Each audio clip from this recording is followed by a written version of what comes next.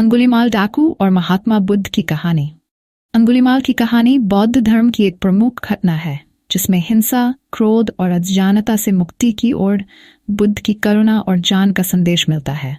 ये कहानी इस बात को दर्शाती है कि कोई भी व्यक्ति चाहे कितना भी पापी क्यों न हो, सच्चे ज्ञान और करुणा से अपने जीवन में परिवर्तन ला सकता है।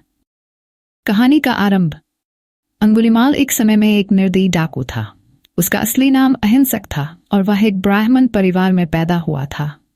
वह बचपन से ही बुद्धिमान और तेजस्वी था। जब वह बड़ा हुआ तो उसे शिक्षा के लिए तक्षशिला विश्वविद्यालय भेजा गया, जहां उसे महान विद्वानों से शिक्षा प्राप्त हुई। लेकिन उसका गुरु उसे जलने लगा क्योंकि वह अपने अन्य शिष्यों से अधिक बुद्धिमान था। इस ईर्ष्या से भरे गुरु ने एक षड्यंत्र रचा। उसने अंगुलीमाल से कहा कि उसे गुरु दक्षिणा के रूप में 1000 लोगों की उंगलियां चाहिए। अंगुलीमाल को यह सुनकर पहले तो झटका लगा, लेकिन वह अपने गुरु के प्रति निष्ठावान था। इसलिए उसने जंगलों में जाकर लोगों को मारकर उनकी उंगलियां काटनी शुरू कर दी।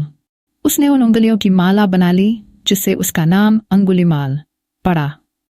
बुद्ध से मुलाकात। अंगुलीमाल की क्रूरता की चर्चा दूर दूर तक फैल चुकी थी और लोग उसके आतंक से कांपते थे। एक दिन महात्मा बुद्ध ने सुना कि अंगुलीमाल ने पूरे क्षेत्र में आतंक मचा रखा है। तब बुद्ध ने उसे सही मार्ग दिखाने का निश्चय किया।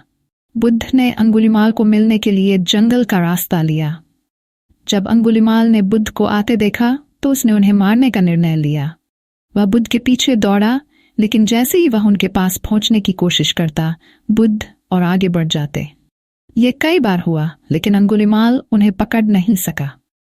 बुद्ध का उपदेश। अंगुलीमाल ने बुद्ध से कहा, तुम क्यों भाग रहे हो? रुक जाओ। बुद्ध मुस्कुराए और बोले, मैं रुक चुका हूं अंगुलीमाल, तुम ही नहीं रुके हो। अंगुलीमाल को यह सुनकर आश्चर्य हुआ। उसने पूछा, आप कह रहे हैं कि आप रुके हुए हैं, जबकि आप चलते जा रहे हैं, और मैं जो भाग रहा हूं रुका हुआ हूं? बुद्ध ने शांतिपूर्वक उत्तर दिया, मैं अहिंसा और सत्य के मार्ग पर हूं, इसलिए मैं रुक चुका हूं। लेकिन तुम अभी भी अज्ञानता, क्रोध और हिंसा के मार्ग पर हो, इसलिए तुम नहीं रुके हो। बुद्ध के ये शब्द अंगुलीमाल के दिल को छू गए। उसकी आंखों में आंसू आ गए और उसने अपने सारे पापों के लिए बुद्ध से क्षमा मांगी। अंगुलीमाल का परिवर्तन। बुद्ध की करुणा और शिक्षाओं के प्रभाव से अंगुलीमाल ने हिंसा और अधर्म का मार्ग छोड़ दिया और बुद्ध के शिष्य बन गए।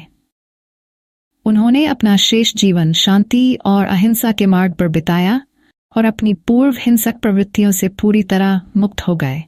अंगुलीमाल के जीवन में यह परिवर्तन ये दिखाता है कि किसी भी व्यक्ति का जीवन बदल सकता है यदि वह सच्चे मार्गदर्शक की शिक्षाओं को अपनाए।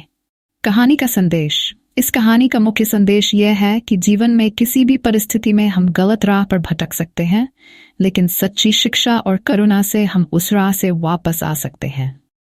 महात्मा बुद्ध ने अपने जीवन काल में करुणा और अहिंसा का संदेश फैलाया और यह कहानी इसका प्रमुख उदाहरण है।